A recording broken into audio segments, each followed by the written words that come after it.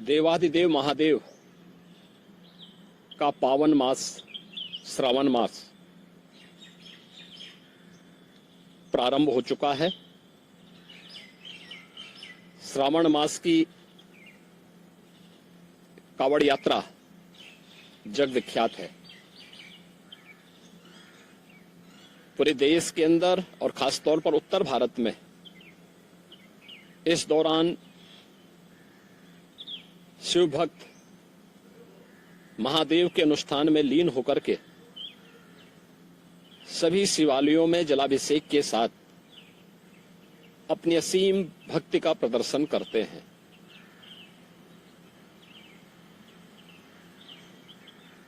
केंद्र और राज्य शासन ने मिलकर के श्रद्धालु जनों की सुरक्षा, उनकी सुविधा,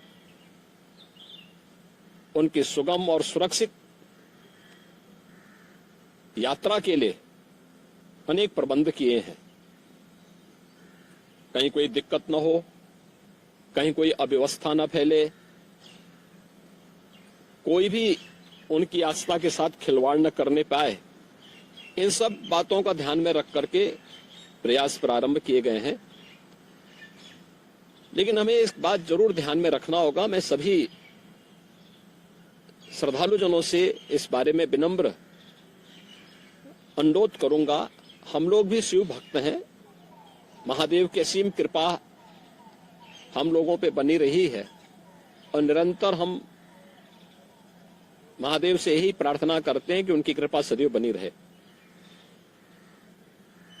कोई भी पर्व और त्योहार, कोई भी साधना बिना आत्मानुशासन के पूरी नहीं होती है। सुगम और सुरक्षित यात्रा के लिए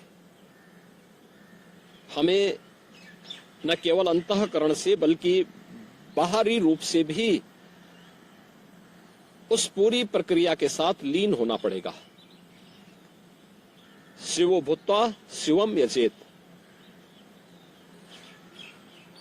शिव बनने के लिए शिव जैसी साधना भी चाहिए, उस प्रकार का आत्मानुशासन भी चाहिए, और तब यह कावड़ यात्रा न केवल श्रद्धा और विश्वास की प्रतीक के रूप में बल्कि आम जन के व्यापक विश्वास की प्रतीक बनकर के उभरेगी। जैसा कि इस समय हम लोग देख रहे हैं माहौल कि असीम श्रद्धा भाव के साथ जनता जनार्दन समाज के अलग अलग तबके के लोग उनकी सेवा के लिए तत्परता के साथ कार्य कर रही है। और सरकार ने भी अपने स्तर पर न केवल बेहतरीन पेट्रोलिंग के माध्यम से, स्वच्छता के माध्यम से, स्वास्थ्य की व्यवस्था के माध्यम से शिविर लगा करके भी अनेक प्रयास प्रारंभ किए हैं और आवश्यकता अनुसार ड्रोन और हेलीकॉप्टर से निगरानी और पुष्प वर्षा की व्यवस्था भी इसके लिए की है। मैं सभी शिव भक्तों से अपील करूंगा कि देवादेव महादेव की ये कृपा हम पर बनी रहे। हम व्यवस्था के साथ जोड़ करके इस पूरी यात्रा का न केवल आनंद लें बल्कि पूरी श्रद्धा और विश्वास के साथ आत्मानुशासन का परिचय देते हुए इस पावन श्रावण मास के कावड़ यात्रा कार्यक्रम को सफलतापूर्वक आगे बढ़ाने में अपना योगदान दें। आप सबकी सुगम सुरक्षित यात्रा के लिए मेरी मंगलमय शुभकामनाएं हैं।